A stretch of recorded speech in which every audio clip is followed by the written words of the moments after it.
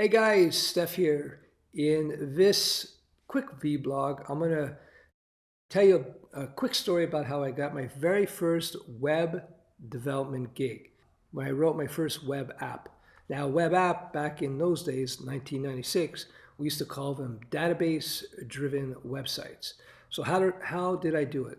I wrote my first website in 94, but I didn't get commercial in terms of writing code for other people, being paid for code until 95, where I did my first website job for a legal firm, for a pretty respectable legal firm at the time.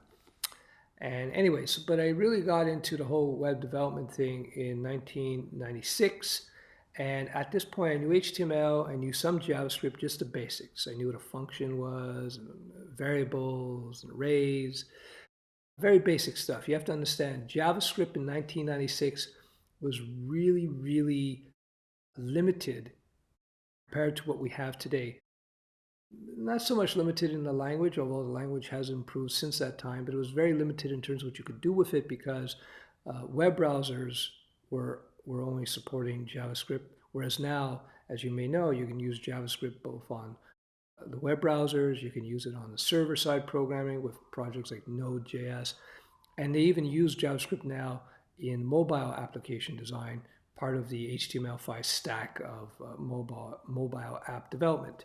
Anyway, that's another story. JavaScript in those days was kind of primitive, and I wouldn't really call myself a programmer. I was a coder, but I wasn't a programmer because I would have had a hard time building anything with JavaScript, anything beyond simple HTML form validation routines. Anyway, just to give you context, I want you to know where I was in terms of my abilities. So I get a call from a client and said, listen, we need to rebuild a web app that we built with Perl CGI, and so could you come in? So I came in, and I looked at it, I looked through it, and though I never written database-driven websites before, never did, I didn't even know what a database was. Well, I had an idea, but I never worked with them. I didn't understand the concepts, the basic concepts, let alone the SQL language, which is the language of databases. Anyhow, so I went in there, I took a look at it. I remember sitting there with the CEO, and of course, he didn't have any coding abilities. So I looked at it, and I figured, it took me 20 minutes. I figured it took me 20 minutes to figure it out that it would probably take me 2 weeks to write the app, give or take. So what I did is, as any smart freelancer would do, is I doubled that time. So I said, it's going to take me about a month. And there was a risk because I had never done this before. But it was a real good contract. I needed the money, and I was intending to do this no matter what. I was going to get this thing done. If I had to stay up all night, for many nights, I was going to get it done. I got the gig, and I got the check for 50% up front. And at that time, I had not come up with my 33 split idea, so 50% is still better than nothing. So I got 50% up front, and I went straight from the client right to the bookstore. In those days, this is pre-Google, this is in 1996, if I remember, the search engines were next to useless. All you would get was porn sites all the time. So bookstores were still huge. In those days, you go to your bookstore and there would be like a whole floor of the bookstore would be on tech books. It was incredible how big it was. These days, you're lucky if you get like 2 shelves, right? Anyhow, so I went straight to the bookstore and I picked up 3 books on something called ASP. And that's it, yeah, 3 books on ASP. And now ASP is short for Active Server Pages. It was one of the original server-side page-based frameworks put out there, and this is by Microsoft. Now, don't use it today. This is old stuff you don't use today. It's been replaced like 10, 15 years ago.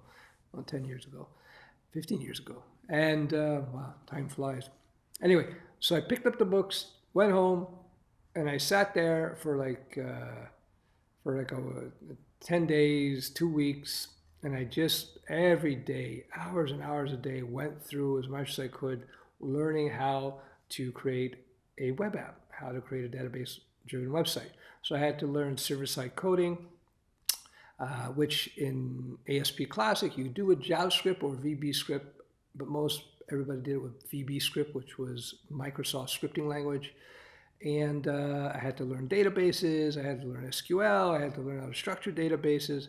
But the good thing is I was able to lean on some universal principles I had learned from, believe it or not, martial arts in my previous business. And I was able to leverage those. So I instinctively almost had clean code, I had separation of concerns, I had the major good naming conventions, self-describing function names, and so on. These are things I had learned just in business and in martial arts. Like for instance, in martial arts, I did a lot of martial arts, and one of the things I learned is that very complex martial arts systems don't really work in the real world. You have these systems that are very complex, where you have tons of sets and forms for you to learn all these techniques, and then you go to fight and you get a beating. The better martial arts, the ones that are practical, are much simpler. They concentrate on core principles, and they don't overburden the students with tons of techniques and patterns to remember. Same thing with writing code, by the way. Keep them simple. Keep your code simple. Keep it straightforward, and you're going to get much better apps in the end. So anyway, long story, almost a little longer. Anyway, I was able to write the app. I hit my deadline in 30 days, and I was able to put out the app pretty quickly. I was able to put up the app, and the app ran very well. Of course, back in those days, web apps were generally simpler because the technology was much more primitive as it is today. So the ASP Classic, that's what they call it now, ASP Classic, was not nearly as complex as what you would get in a modern day MVC framework. And ASP was not by design MVC like you see with PHP Laravel, Django, which is Python based, Ruby, or Rails, and of course, I'm sure Java Spring I haven't looked at in like 10 years, but Java Spring is MVC as well. Back in those days, MVC was just coming around. We used to call pre-MVC, we'd call Model 1 in terms of web application frameworks. And then Model 2 came out, which was MVC. A lot of people built Model 1 stuff in the mid to late 90s, early 90s. But now everybody has everything MVC for the most part. That's pretty much it. I hope you found that interesting. The point of this video is to show you that if you got the will and you got the dedication, you can learn how to do this stuff. Now, the best way to learn how to write code and to develop apps is to first learn your basics. You got to learn, so if you're learning the web stack, you got to learn HTML, CSS, and you got to learn a bit of JavaScript. And then you got to pick a server-side language, whether it be PHP, whether it be Python, whether it be Java, whether it be Ruby. And I've discussed this ad nauseum in other videos, which languages have certain advantages depending on what your job considerations are. Because in terms of languages themselves, they all are neck and neck in terms of capabilities. Each one has their strengths and their weaknesses. Just like an Audi versus a BMW versus a Porsche, each one has their strengths and weaknesses. Comes down to taste in terms of which language or which car you want to drive. So so anybody can do these things. You just got to jump into it. You learn your basics, and then once you learn your basics, you start building simple projects. Start something very simple, like what I teach. We start with you learn your PHP and your HTML, CSS, and your JavaScript. Then we start simple things. You learn how to do like a tag cloud, and then you learn how to do something simple like simple CRUD operations. CRUDE, CRUD is create, read, update, delete. That's basically using a language, whether it be PHP, Python, Ruby, Java, in conjunction with SQL to update and to interact with a database, to update the database, to write to the database, to delete records from the database, and so on. Anyway, I'll stop there. So I hope you found this interesting.